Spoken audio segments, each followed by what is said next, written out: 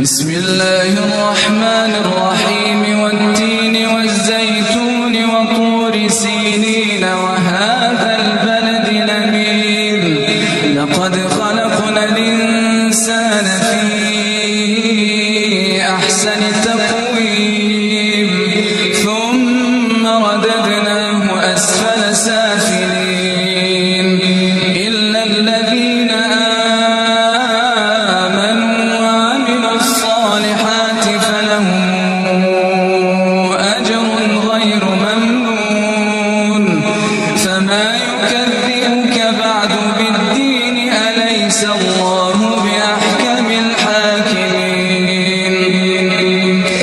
بسم الله الرحمن الرحيم اقرأ باسم ربك الذي خلق الإنسان من علق